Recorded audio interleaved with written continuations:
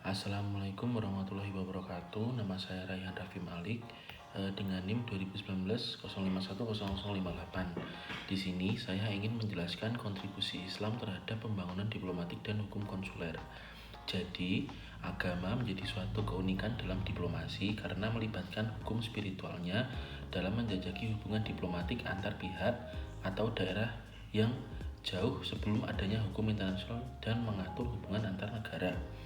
Kemudian sejarah membuktikan jika manusia dahulu harus memanfaatkan akal dan pikirannya untuk membangun hubungan sosial, kerjasama, serta interaksi untuk memenuhi kebutuhan material maupun spiritualnya. Dengan berjalannya waktu, hubungan yang terjalin semakin kompleks dan berkembang menjadi sebuah negara dengan seperangkat hukum, politik, ekonomi, dan sosial. Dengan terbentuknya sebuah negara, maka pemerintah tentu harus menjalin hubungan kenegaraan dengan wilayah lain. Secara sederhana, hukum diplomatik mengacu pada seperangkat aturan yang mengatur hubungan politik internasional antar negara. Sebelum membahas secara lebih jauh, di sini kami dari kelompok 6 ingin membahas mengenai hukum diplomatik dan konsuler serta perkembangannya dalam agama Islam.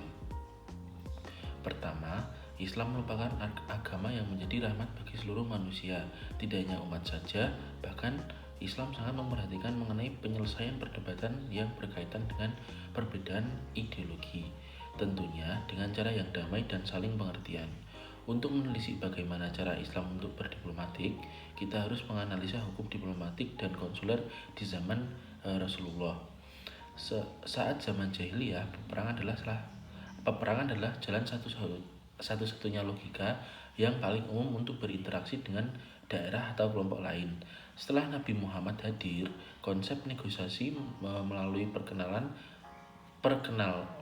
mulai diperkenalkan oleh beliau dengan mengundang banyak orang untuk membahas berbagai isu, tentunya dengan berdasarkan Al-Quran dan hadis. Kemudian setelah Islam telah berkembang, Nabi Muhammad memutuskan untuk pergi berhaji dengan rombongannya.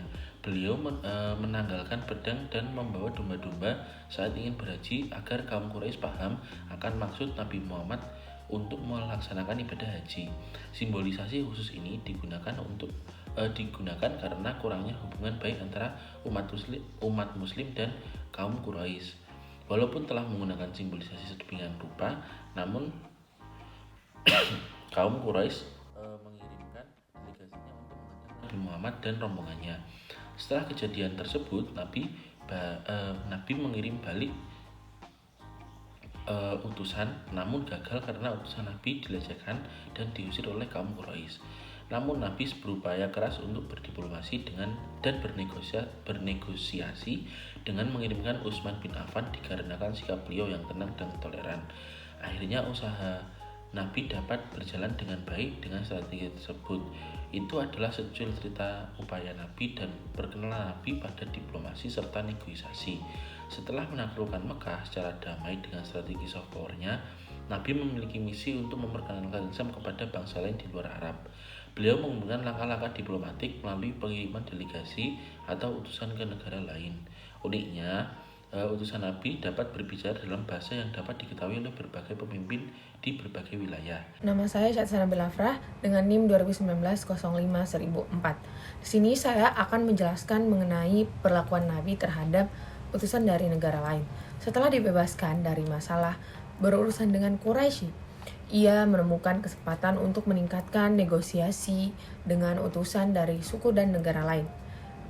Badan-badan delegasi yang dikirim ke Madinah meningkat dari tahun ke tahun, dan tingkat negosiasi mereka juga berhasil dan meningkat dari tahun ke tahun. Nabi meyakinkan para delegasi bahwa mereka bisa hidup dengan muslim di perdamaian. Dalam semua negosiasi, Nabi memperlakukan utusan dari suku lain dengan hormat, meskipun beberapa utusan Nabi disiksa, dianiaya, bahkan ada yang dibunuh. Ia tak pernah melanggar impunitas utusan asing, seolah-olah kematian atau penyiksaan utusan Nabi ialah kesalahan mereka sendiri, dan Nabi sendiri menerima tanggung jawab atas kesalahan mereka.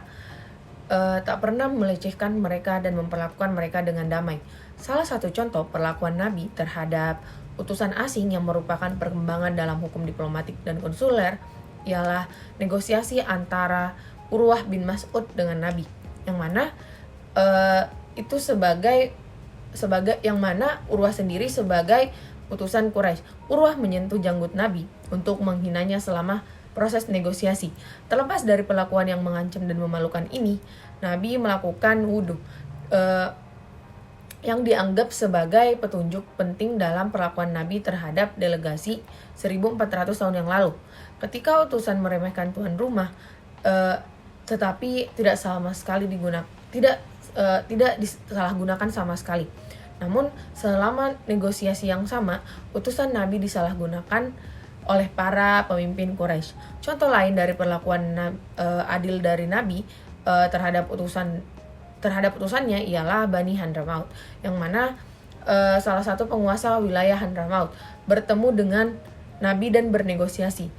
Nah, untuk menyambut mereka, Nabi membentangkan jubahnya di tanah untuk mereka duduki dan mendoakan mereka. Nabi menyediakan Harith yang memimpin 400 orang datang untuk bernegosiasi dengan dia, dengan pembekalan dan makanan saat mereka kembali. Bahkan ketika utusan asing menunjukkan perilaku yang memalukan, Nabi tidak melanggar impunitas mereka dan mempertahankan hak-hak mereka. Kemudian, sikap Al-Quran tentang hukum diplomatik dan konsuler.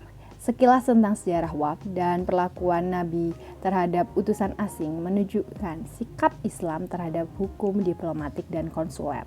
Dalam pertemuan dengan Nabi, hak utusan selalu diterima karena hal ini tercermin dalam Al-Quran dan wahyu ilahi yang pada dasarnya Allah meminta dalam Al-Quran untuk menghormati tamunya, yaitu pada surat Ad-Dariyat ayat 26. Kemudian dalam ayat 53 surat Al-Ahzab, Al-Quran menegaskan bahwa tuan rumah harus pindah ke pintu dan menyambut tamu dengan hangat ke dalam rumah. Ketika Al-Quran menekankan menghormati tamu sebagai tingkat hubungan sosial yang sepele, tentu dan terutama membutuhkan penghormatan terhadap perwakilan dan utusan dan perlindungan hak dan impunitas mereka. Ini karena seorang utusan mewakili suatu bangsa atau negara, sehingga sekali dia dihormati atau dilecehkan, seluruh bangsa itu juga dihormati atau dilecehkan. Al-Quran mengharuskan Nabi untuk berbicara dan bernegosiasi dengan musuh bebuyutannya. Dan jika salah satu dari orang-orang musyrik mencari perlindungan Anda, maka berilah dia perlindungan sehingga ia dapat mendengarkan kata-kata Allah. Lalu antarkan dia ke tempat amannya. Beberapa penafsir mendasarkan argumen mereka pada ayat ini dan percaya bahwa adalah sah untuk mendirikan konsulat dan kedutaan besar di negara-negara Islam. Islam mengakui hukum diplomatik yang ditegaskan dalam tradisi Nabi dan ajaran Al-Quran. Kemudian tentang sikap Mahkamah Internasional atau ICJ dan hukum internasional tentang kontribusi Islam terhadap hukum konsuler dan diplomatik. Mahkamah Internasional atau ICJ telah menekankan kontribusi Islam terhadap hukum konsuler dan diplomatik. Sikap ICJ, yaitu kontribusi Islam terhadap perkembangan hukum diplomatik, sangat penting dan menjawab mereka yang menggerogoti peran Islam dalam hal ini. Dia menyebutkan kutipan dari buku hukum internasional yang diterbitkan oleh Institut Negara dan Hukum Akademi Ilmu Pengetahuan Soviet untuk memperjelas impunitas para duta besar di negara-negara Islam.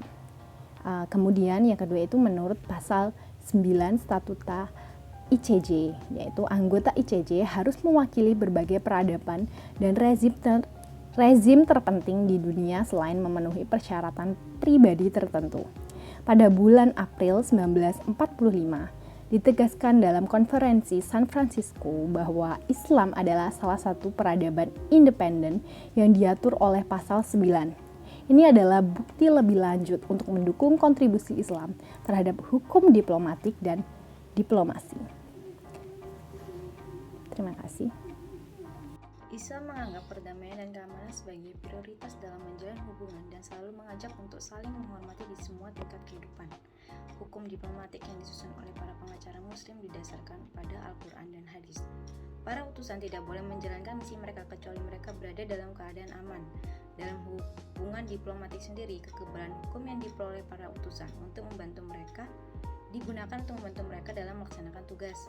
Artinya bahwa begitu seseorang terbukti sebagai utusan, dia perlengkapan, senjata, dan barang-barang yang dibawanya kebal terhadap penyalahgunaan. Ahli juga berpendapat bahwa kekebalan hukum harus dipertahankan bahkan saat perang.